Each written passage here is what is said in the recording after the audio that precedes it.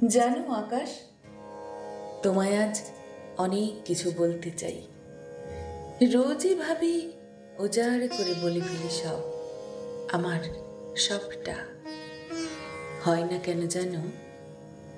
কিছুদিন থেকেই তোমায় বড় ব্যস্ত দেখি। সময় নেই কি আমার জন্য একটুও?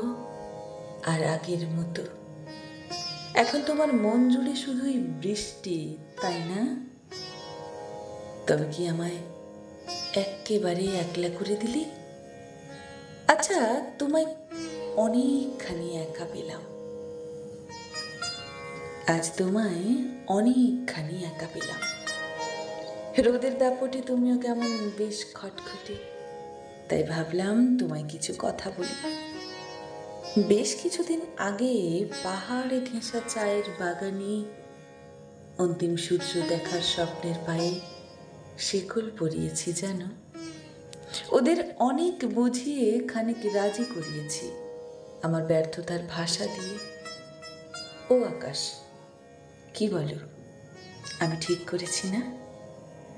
কাশ্মীরের সাদা বরফের চূড়া স্পর্শ করে প্রতিজ্ঞা করেছি, ভুল করেও আর স্বপ্নেও তাকে আলিঙ্গন করব না। শান্তিনিকেতনের সোনাঝুরির দিব্যি ও বসন্ত উৎসব আর পৌষ মেলায় আমি কখনো যাব বলবো না। কোপায়ের পাড়ে বসে কবিতা লিখতেও চাইব না, কথা দিয়েছি নিজেকে। ও আকাশ, শুনছো তুমি? কি গো, কিছু বলো। আমি ঠিক করেছি তো? মা গঙ্গার খুব রাগ হয়েছে জানো। ওই যে বলেছি কখনো আসবো না তোমার ঘাটে পড়ন্ত বিকেলে, চাইবো না চিঠি লিখতে আমার সেই লর্ড সাহেবের জন্য, কখনো দেখতে চাইবো না তোমার বুকে শঙ্খচিলের ভিড়, ঝড়ে হারানো পাখিদের নীড়। ও আকাশ, কি বুঝলে? ঠিক বলেছি তো আমি? তাজমহলের দিব্যি কেটে দোকান ধরে 1000বার স্বীকার করেছি, বারবার স্বীকার করেছি।